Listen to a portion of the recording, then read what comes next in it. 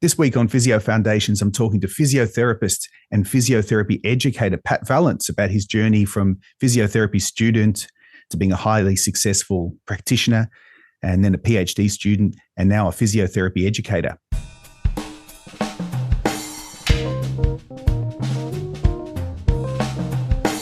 Welcome back to the Physio Foundations podcast, where we talk about the knowledge and skills that provide the foundation of expert clinical practice. So this week, I'm talking to Pat Vallance from Monash University Physiotherapy. And Pat's a physio. He's a PhD candidate in our department and a key member of our Monash Musculoskeletal Research Unit. And he's also a physiotherapy educator within our musculoskeletal teaching team here at Monash Uni Physio. So Pat has had a full-on introduction to university teaching and education, having started his teaching career with us during the pandemic-affected years of 2020 and 2021. And he's continued on this year and had a very successful year that I want to talk to him all about. So we're going to find out more from Pat about what all of this was like, and also his journey from where he began to where he is now and what's coming up in the future. So Pat, welcome to Physio Foundations. Thank you very much for having me on, Luke. You make me sound very busy there. I'm exhausted hearing that list of activities. I'm exhausted reading it out. Your very busy year of teaching also involved PhD data collection for your PhD, and you presented at some conferences, and I think you also won your football grand final in the local leagues. Yeah, that was very exciting. And you got engaged. Yeah, a lot going on. I'd be very careful in what I say with the highlights in particular with the other half. Yeah. Yeah, what were the highlights of the year? And you better put being engaged number one, mate. Otherwise, I think that's there'll be trouble. Yeah.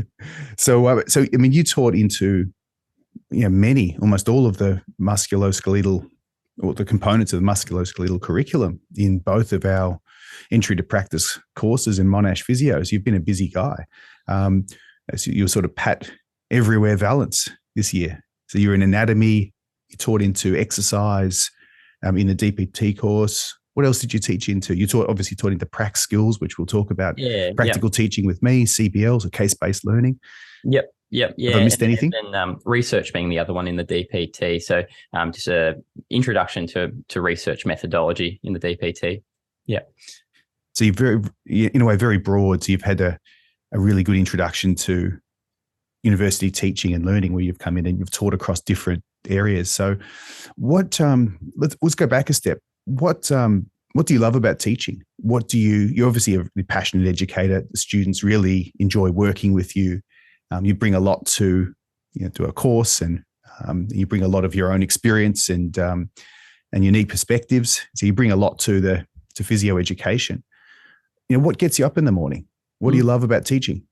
Yeah, I'm thoroughly enjoying my experience as an educator. I think that the thing that really motivates me for it is I see the intrigue that the students have for the content that as a therapist, it's the first year content, and it might seem like the most basic of information, but you present it to this group of fresh-eyed students, and they're just so interested in it. I think they've got this genuine intrigue. They're embarking on this career to become a professional in this space, and the large majority of them show this genuine interest in learning and intrigue, and you can't help but feed off it. So all of a sudden, you start to rediscover that enthusiasm for the process. I think that's part of it. You get to really get bogged down in the process of how we do things and why we do things, which when you're out in the workforce, when my experiences working as a clinician are largely in that musculoskeletal sort of private practice setting. You can lose some of the process there, where you've got to be timely and efficient. So I really enjoy that side of it, sharing the process with the students. You have to have that genuine curiosity for your learning, and then as you hit the nail on the head, then you really have to work off the learner's genuine curiosity, and it has to be a cycle where you're working together. And it is very inspirational. It's very, very good career.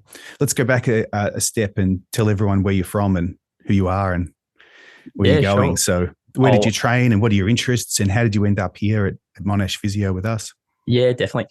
So I did my undergraduate in physiotherapy at Charles Sturt Uni up on the border, the New South Wales Victorian border, in Albury there. prior to that, I'm a country boy, so I'm from the middle of nowhere in the centre of New South Wales, from a farm near a town called Ungary, which is a population of 400 people. So, do people from Ungary describe themselves as being from the middle of nowhere, or are you allowed to say that now you're here working in Melbourne? Yeah, no, they'd embrace it. Okay. It's always fun. It's always a good small conversation starter in the clinical setting. Have you heard of Ungary? And people say no. Then you work out about 200 kilometres to the next centre and so on until you land on triangulate. Yeah, exactly. You end up on Wagga Wagga, and people say, "Oh, I've heard of that," despite it being 2.5 hours away. So for our international audience, we're talking about on the east side of Australia, inland, and it's a farming. What type of farming in your area? Cropping and sheep mainly. Yeah. Growing crops farming. And rearing sheep. Yep. Yeah. There you go. Yeah. So from a country boy at heart, and comes to the big city and comes good. Yeah. Now in the big city, very much acclimatized to the city now. But after studying my undergrad, came down to Melbourne to start my professional career. And I happened to meet one of my now supervisors, Peter Maliaris, and we got chatting about research, and he spruiked my interest, and that sort of started me on that journey to my Masters of Philosophy, and then now my PhD, which I'm still chipping away at. But that meant spend a lot more time around the department, and through doing so, I was witnessing or observing a lot of the teaching activities, and definitely was interested at that point to dip the toes in. And I think it was some conversations with yourself, Luke, where I'd popped in to observe a few classes, and I said, well, I wouldn't mind helping out. So I volunteered. I jumped in to support, and that was really nice in that I got a feel for how you could approach teaching. So in the practical sense, practical Musk Physio, how these practice were run at Monash Uni, not being a Monash undergraduate myself, that was their teaching content is delivered differently. And through that, there was a point in time where there was a gap. I think it was mid-COVID, so someone was unavailable for one reason or another, and I'd observed for quite a while, so I felt confident to step in, and through that, avenues opened for other teaching opportunities. So sort of rolled on gradually from there, but through getting that initial experience, it's a portfolio of activities has gradually expanded. It just happened quite organically. I'd also credit associate professor now, Dawson Kidgel, who also had me in supporting the exercise prescription units and research units. So assisting first, he called it a teaching apprenticeship, where in the PhD, it's not something that you actually directly cover how to become an educator, despite that being a career avenue for quite a few.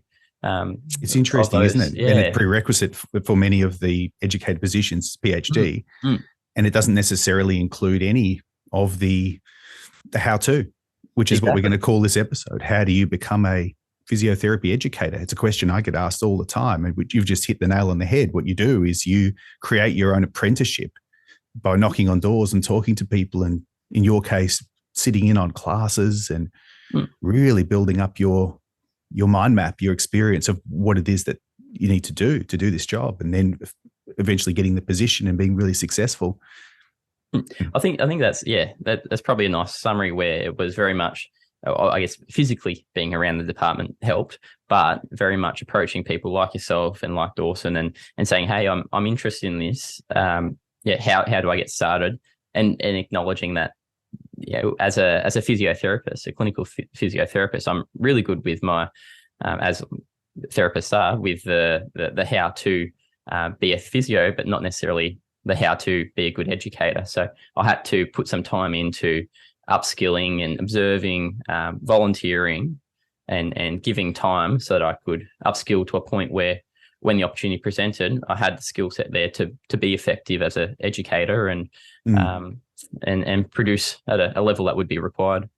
Yeah, the sessional teaching positions are rarely advertised, which is something we've talked about on many of these episodes. You have to approach people and you have to show interest, and often being physically there makes it easier, but having some some capital that you've built up with people, whether that's as a former student or in your case, you're physically in the department as a PhD student. So being around and being willing to put in that effort and build up your experience beforehand. That's a question you must have been asked as well. I've certainly been asked that many, many times. How would you get into physiotherapy education? Because the jobs aren't necessarily advertised. The permanent teaching positions, teaching and research positions often are advertised, or they would be advertised around the world. I'd assume that most universities would advertise those positions. But your position at the moment is a sessional staff member. So you're working as a clinician. You come in and you do your teaching, and then you're building up your CV and experience through that pathway. And where do you think you're going the next 3 years or so, 3 to 5 years? That's a tough job interview in question, isn't it? Yeah. Pressure on this guy. No, I am thoroughly enjoying my life as a teaching academic. So very much I'm wanting to double down on that. If I can keep a foot in the clinical space, that'd be fantastic. But then time demands are also something you have to factor in. So whether that be transitioning from a sessional staff to a permanent staff member, that might be something that, if the opportunity was there, I'd definitely jump at. And also keeping that foot in the research space. And that's actually something that I've quite enjoyed with the students. They're interested in hearing about all sides to what a physio might be doing, all the scopes, I should say, for practice for a physio, whether that be in the clinical space. And often I'm drawing on my clinical experience to share that with the students. And that it's nice in that the students then, I guess it contextualizes why we're spending all this time practicing elbow range of motion. It might seem quite a discrete task to practice, but then when you start to relate it back to cases you've had in the clinical space, they start to see big picture why we're spending this time there. But then also with the research side of things, if questions come up, I don't bore them with it unless they ask. I'm always happy to discuss that, and they see that's another avenue that they could potentially pursue. There's a 1,000 jobs in one with physio, so we try not to just present them with a single stream. Rather, let's give them a bit of a overview of all the places they could go to keep that enthusiasm nice and high. And hearing it from somebody who is currently practicing and who is also conducting research and is bringing that experience into the classroom is really important.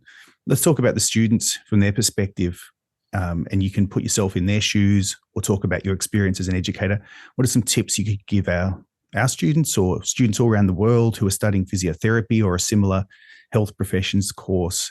And we're talking more specifically here about the preclinical units. So the first and second year of the course, learning a lot of foundational knowledge and theory and skills. And the most common report from students is it's busy. There's a lot happening. I didn't know I'd be so busy. I didn't know there was so much to cover. And the response to that is yes. Yes, you are right. And we'll say that from day one. We'll say that from orientation week, and we'll keep agreeing with you on that because it's a very broad profession and we need to get you safe and competent on a range of skills. And it's a lot of work. There's other things you can do if you don't want to be busy, but beyond being busy, we've got a lot to do in there. So what are your tips for students for studying efficiently, effectively? What things do you focus on? Yeah. And what advice do you give? Before diving in, I'll throw to our amazing colleague, Mick Storr, who I think he says at the start of the course, I promise you'll be busy. And he gets to the end of the first year and he says, and I delivered, didn't I? That's it.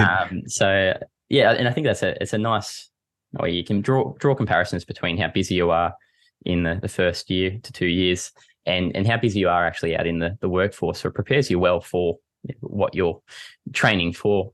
Of course, that's a shock though, because it's a big learning curve, but it's also a stage in life, especially if you're a school leaver. So going from year 12 into something that really is, as you said, as equivalent work demands to a full-time job. And especially if your mates are off there not doing that as well, it can be absolutely. tough. Oh, there's some huge life changes, particularly while my own experiences are, I moved from a farming community into the thriving metropolis that is Albury, which is 100,000 people or so. So it was a big centre at the time. I hadn't had neighbours really prior to that time. it was a big change. But we've got students that have come from overseas. That's a massive life change in and of itself. And then you throw the demands of a very time heavy course, very skill heavy course, and there's a lot going on for them. So plenty of life changes that they have to adapt to. I think in terms of, if I was to give any recommendations or any tips for success in approaching those early years, it would be to spend the time to plan so that you can best prepare yourself to learn. So if you're setting aside particular windows of time, maybe using a calendar, I live on my calendar, I wouldn't survive without it, to set aside that time. It might be that extra half hour here or there. It might be that extra hour. It might be talking to those in your network within your course. To make some time to put in those extra hours early on, in that the way the course is designed, and I'm sure this is consistent, well, in my experiences across the universities I've been involved in, it has been consistent. You build those basic skill sets, the base knowledge, and then anything thereafter is building on top of that. The way we structure it, we give you the very base skill set, and then that might be weeks 1 through, let's say, 4 or 5, and then from there it's building on top of that and on top of that. But if you're not preparing and putting the time in early on, you're going to miss the crucial steps, that further steps are then built on top of. And if you don't have a solid foundation, it's very hard to build on top of that. So that's a really good bit of advice. And you've thrown in foundation, which is the key word from this podcast. And this is the whole point, to go back, have a break, have a chance to reflect on some of the most foundational knowledge and skills and communication. You could probably get it even deeper in some of the upcoming episodes, just into good old-fashioned foundational skills and knowledge. And I've got some anatomy episodes planned where we can go into the weeds on those topics.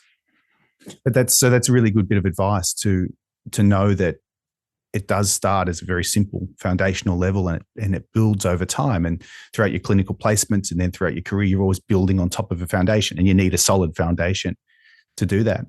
What about, so there's some really good tips for students, or one really good tip for students. Any other tips that you could just practically, from being a tutor and delivering some lectures and some other practical content? What have you seen so far that you could? Yeah, I think another really good way to consolidate information is to try to teach it to your peers. It's one that you hear quite a bit, but I know in my own experience as a tutor, as an educator, that's been, it is crucial for me in terms of performance. But even in my preparation to deliver material, you're always brushing up on this information and on the skill set to make sure it's delivered just to that higher quality that is required of you. But you highlight within yourself when you're trying to teach content to your peers where your own gaps in knowledge are. So if you're able to identify, in my delivery of X skill, I felt I was not as confident in this component, you can double down and spend more time in that area. So you can really identify those gaps and invest your time as efficiently as you possibly can. I think that's really nice. And the other recommendation I would make is, where possible, try to, I know I'm saying be prepared and spend all this time, but try to find a balance in the sense of have some activities outside of university. So whether that be sport or a hobby of some shape or form, something that maybe it complements your course, or maybe it's completely removed from it. So it's a good distraction, and do have breaks where possible. So if it is, the gap between semesters 1 and 2 in the middle of the year, or you finished off semester 2 and it's that summer break here in Australia, have those few weeks to refresh. And this is speaking from my experiences as a student, but then also as a researcher, PhD candidate, where the times where I've just pushed on through, you do start to tire and you do start to lose some of that enthusiasm. And we want to get through this course and still be passionate about the content. And everyone engages in, they sign up to physiotherapy for the best reasons. They want to help others. At the end of the day, the cohorts are always filled with these amazing students because they're here signed up because they want to, at the end of the day, help people. That's their career trajectory. That's where they want to be. So if we can maintain and protect that enthusiasm, at the end, you're going to be a much better clinician for it. That's much more empathetic and hopefully not too grisly and tired around the edges. Yeah, that's such a good bit of advice. But it's also the process of reflection. I know that the analogy breaks down pretty quickly, but if you think of your brain as a bit of a supercomputer, and a computer does need a chance to just focus on one thing at a time, and it needs a chance to render and update and do its thing behind the scenes. And to me, I do feel for the students in the environment we're in at the moment, where they've all got a phone, they're connected to each other, but also all the apps. We know how addictive they are, and it can be so easy to be distracted and fill up all that time rather than being outside and being with friends and doing things, and fill up all your spare time with, I'd say video games, but TikTok and social media apps and things. And so you might feel like you're relaxing, but your brain doesn't get that opportunity to render and process and update and relax and unwind and reflect. I think a lot of the reflection that we do doesn't happen consciously. A lot of it does happen subconsciously. You sit there and bored and sit there and unwind and reflect on your day, for example. Now, if you've got a screen in your face and you're bombarding yourself with information in your rest time, to me, it doesn't sound like a wise idea, but I know how I come across. Sounds like 40-something-year-old Luke here talking about the kids of today and their phones and everything, but I know it because it affects me as well. It affects all of us. I've got a phone too, and I fall down that trap as well. And when I put it aside and go out and do something physical, actually sit there and reflect on all the learning I've been doing and all the work I've been doing, you do come back much stronger and able to do more work, and better work. Yeah, it's a really good point. Absolutely, and within that, something I was just thinking there as you're saying. It would be leaning on your peers. So I know from my own undergraduate, some of the better friends I have are those I picked up throughout that course. So I couldn't count how many bucks parties from my and weddings I've been to from my cohort, my year.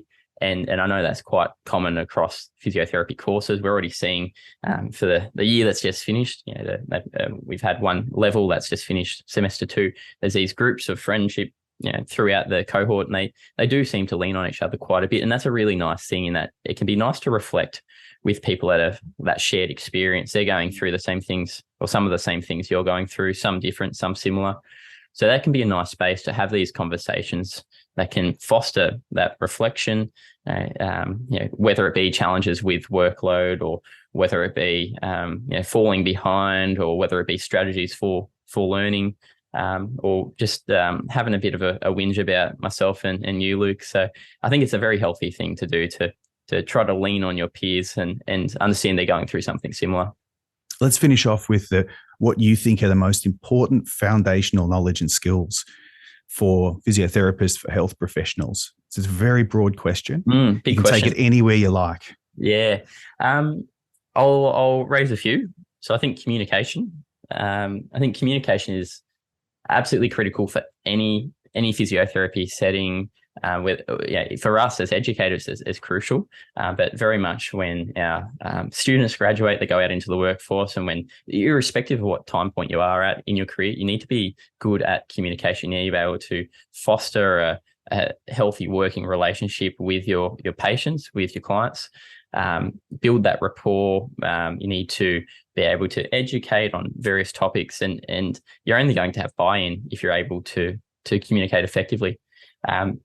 Interestingly, and this is just something I've taken away from my experiences teaching so far, there are some that comes naturally too. We have students that start day one and they're excellent at communicating, maybe too good at communicating. Maybe they're too good at communicating. Maybe they're enjoying having a bit of communication off to the side while we're trying to deliver content. Right. But funnily enough, they're the types that when they get out into the workforce, they really hit the ground running. But there are others that across the year, they really develop that skill set, and that's through the soft skills they develop with their peers. So we can only claim so much of that. A lot of that is their own learning and development that they're doing with their peers, but outside of the content we're delivering. So I think communication is big, but I think that capacity to be critical in or to work your way through clinical situations with that critical lens.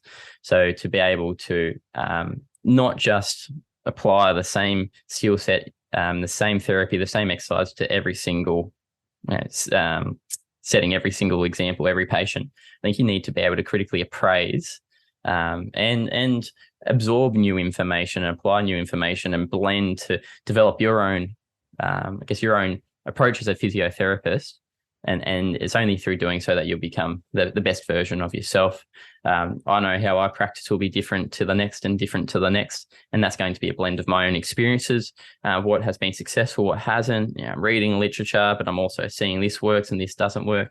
So I think very much being able to be constantly critical of what we're doing and what we're reading, and taking things on board and being open, but not also jumping at every single gadget and gizmo as well. So they're two. I could keep going forever. So the focus on communication there being on interpersonal skills and taking advantage of whatever personality you have, and developing your own methods and ways of communicating with people effectively. And the fact that doesn't only happen in a classroom or a simulated patient environment or a clinic, or when you graduated with patients. That's happening all the time with your friends and family and study group and colleagues. So really getting to know you, developing yourself as a person. I've got a whole episode on that, multiple episodes now on communication, but your focus there on interpersonal skills. And then thinking more, so remind me, Pat, your second point. Oh yeah, being critical. So I think yes, not accepting everything on face value, but whether that be what we are doing, what your first point was so good that I couldn't move on. It was really good. Exactly. The critical thinking goes beyond just the critical thinking in the analytical sense, and thinking about critiquing literature and I guess there are some skills that underpin that. So when we're talking about literature, and this is the research educator in myself, if you're familiar, and I guess it's confidence and it's knowledge. If you're confident in interpreting literature, you're going to be able to apply that critical lens better. But a lot of it comes from confidence as well. As a clinician, the more experience you gain, I guess the better you are going to be at working your way through and applying the lens of, well, what is going to be most beneficial to my patient?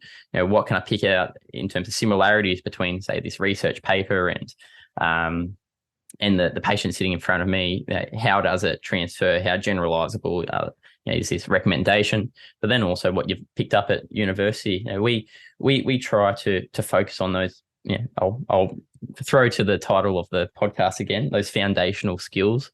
We try not to dress it up to be too fancy. We deliver what that base skill set is that these students get out, and they can build on top of that. But even then, there might be more effective ways. The way I teach something might be slightly different to what you teach it, Luke, and we acknowledge that, and we probably champion that within the content that we teach.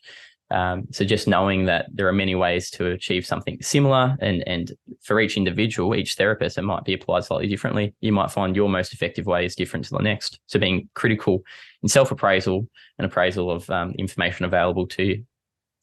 Excellent. Anything else that you wanted to add? Since we've got you here, got the mic turned on. Yeah, the mic. That we before the show, there was a bit of time getting this one up and going. Everyone, just letting you know, I'm not great with technology. I'll just circle back to communication, and just I'll throw to an experience I had that very much shaped, I guess, how I want to be as a therapist in my communications. And it was my interaction with another health professional. So it was a doctor's appointment when I was early on. I think I might have been my first year out of university, and I'd been to plenty of GPs across time, and had some good experience, and some as well where you come out and you feel like you haven't been heard. I just distinctly remember this GP sitting down in front of me and listening to every single word I had to say, everything I had to convey and wanted to discuss through. And I walked away from that session feeling so heard, so validated. And I thought, that is amazing. If I can make my patients feel like that, that is exactly what I want to be. That is how I want my patients to leave the room. And that is how I think I'll be able to achieve best rapport with them, and as a result of that, best outcomes. So I think just reflecting on where you felt valued and how you can then extend that to your patients. I think if we can get our students to communicate like that and be centered enough to realize, or to recognize how to be good listeners, good communicators, I think we're going to succeed in developing the next generation. Wow, that's powerful stuff. Just the power of just listening to somebody and the perception of them feeling valued and listened to. So much can flow on from that. And, we had Randall Cooper and Mick Hughes on the podcast earlier this year, and I asked them the same question: what foundational knowledge and skills do you think are the most important? And, communication and other skills came up in that conversation as well. But Randall made the point that it takes time. Experience counts for a lot. And I'm guessing the doctor you saw had some experience behind them and some wisdom and life experience. And if we're talking about learning foundational knowledge and skills at a time in your life where you don't have the depth of life experience yet, just know that it does take time to develop. But by sitting there and listening to somebody and just trying to be a little bit less self-concerned, and just, you're there to help someone. You're here to learn. You're also here to help other people. So listening to another person can help you get you out of your own head as well. Absolutely. It's really nice to hear your summary of what it felt like as a health professional yourself, seeing another health professional, and the difference between being not listened to and being listened to. So powerful. Yeah. I always just find I do reflect on that single interaction I had with another health professional, and it makes me feel enthusiastic to be the best physio I can, because I came away from that feeling so validated, so heard. So if I can do the same for my patients, then I'll be succeeding. There is a lot of anxiety in society in general, and definitely in students who are a part of society, related to all the knowledge and information they need to learn in the short time, and the pressure of being assessed and everything. And we need to acknowledge that as well. And key message there is that if you feel that it's difficult to do all the things you need to do and still end up helping a person, how powerful it can be to just sit there and listen and take information in and repeat it back to the person. Active listening. You can really make a difference. Something that I was taught by Susanna, and I was taught by other mentors of mine, was no matter how unprepared or inexperienced you feel as a student or a new grad, or as even an experienced professional, you can always help somebody. There's always something that you can offer to help somebody. And sometimes you're left scratching your head for what that could be. But by listening, you might be the only person who's at least given the impression of actually listening to that person. And this is something that Susanna's talked about in the last 3 episodes, is the importance of clinical communication and her tactics and strategies and tips for connecting with people. And listening has been fundamental to that. So I'm really glad you brought that up. That was a good way to end the conversation. I've booked you in for part 2, Pat. In part 2, we're going to go through, we're going to record this in the not too distant future. And we're going to talk about a bit more broadly about the profession. We're going to talk about teaching, education. We're going to talk about the challenges that we face as a profession, and specifically from our perspective as physiotherapy educators.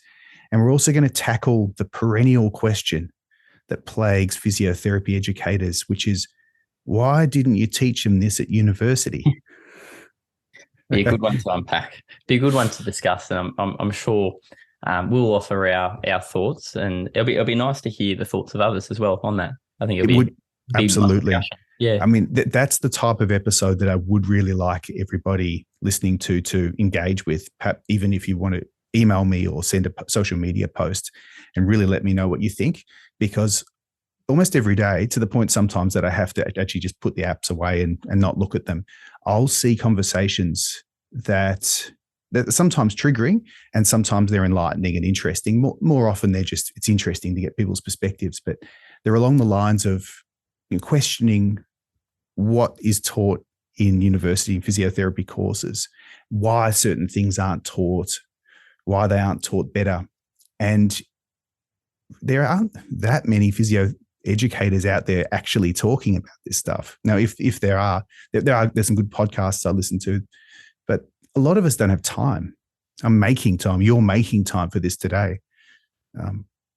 And sometimes we feel a bit fearful of talking about curriculum. No, we're not talking about any specific aspects of our curriculum. We're talking about general principles. I'm very comfortable doing that. But I think we need to have a conversation broadly with clinicians, with students, educators, and be talking together about why things are taught the way they are, and especially in the foundational parts, the early preclinical units of the university, because from our perspective, it isn't possible to go into the depth that a lot of people would expect us to go into. You really are, from the students' perspectives and the educators' perspectives, we do our best just to get to that simple foundational level of learning by the end of first year, for example. And if we do that well, as you said before, then we can build on top of that foundation. The other bugbear of mine is comments from people who maybe graduated 5, 10, 15, 20 years ago, really confidently telling us about what we teach in university, which is sometimes not true. And maybe that's what you were taught at university 5, 10, 15, 20 years ago, and you're inferring from that. So there is a lot to unpack there.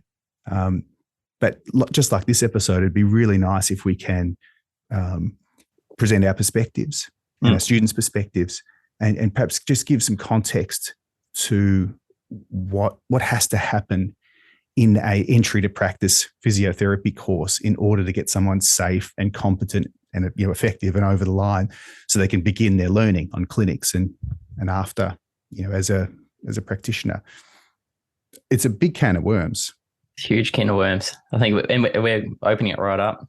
But I think we can do it in a sharing, sort of sensitive way, where we're actually sharing the experience of educating and being a student in university, and not just speculating on social media about take my own special personal interest area, whatever it is, and ask the question, why don't we learn more of this in university? Let's talk about how busy the students really are. I haven't heard a single student say to me, I wish you'd put more content in the wish you threw a few more hours at us. Yeah, I need more hours of work. I think good to highlight the reason why. Well, you've highlighted a few of the reasons why we want to have that conversation, but as well, it's it's not closed doors at university. It's not, we don't want everything to be hush hush. We do this, we do that. We want to foster great, healthy working relationships with the clinicians. We have great relationships already with clinicians where when you get to those clinical years where we're sending these students off and we're sharing that educational experience with them. And we get some of the feedback, and that's interesting, probably worth discussion. The feedback we get back from those clinicians, as opposed to maybe some that are removed from that step. And I guess those clinicians that are sharing in that educational journey, where they can see the development of students out in the workforce, in that workforce environment. But they can also see that they're the clay that's been molded part way, and it's still got to be molded a bit further. It's a work in progress, as opposed to this really shiny product that really is not a shiny product. And I don't think at any point in our careers are we a shiny product. I think we're always a work in progress, but just knowing what has to be, you use the words effective and say what has to be learned to be first and foremost safe.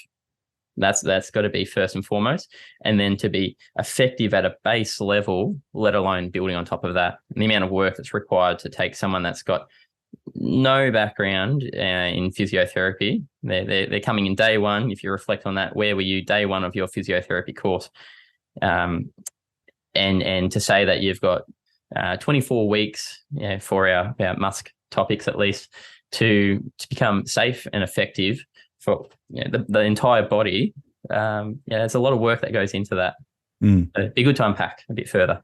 The other one to unpack will be who teaches in the university courses. And that's why it was really good to do an episode introducing you and your background and foundations and what your teaching philosophies, and then make the point that this is one of the people who are teaching the students in the university. This is Pat. He works in the clinic. He's up to date. He's doing his PhD, and passionate up-to-date educator as well. So there's lots we can talk about, lots we can unpack. I'm looking forward to that one. That will be nice. We need to rest, recover, recharge the microphones. They don't need recharging, which just sounded good. Come back and do that one, and that'll be the next one that comes out. And so, everyone, if you enjoyed listening to Pat today, there's more where that came from. So, but Pat, thanks very much for joining us. No, thank you very much for having me, Luke. Really appreciate the opportunity to chat teaching. So, for everyone listening, thank you for joining us in these conversations and reflections. It's really good to have you. I've got some really nice emails that have come in. I've had some good connections on social media, and thank you for being a part of this and for joining us in these sort of reflective conversations. It's a really important part of our careers, is to stop and reflect and go through the process of reflection. So thank you. Now, in terms of sharing and liking and all the things we normally say, please don't share this episode with anyone. Don't head over to the Perennial Physio YouTube channel. Don't go there, and don't check out the highlights and the video versions from these podcast episodes, because you'll have too much good stuff to look at. So don't do that, and make sure you don't subscribe and don't hit the like button. Was that going to work, Pat, for reverse psychology? I think I'm on to what you're up to there, Luke. Good. No one does it anyway, so that's fine.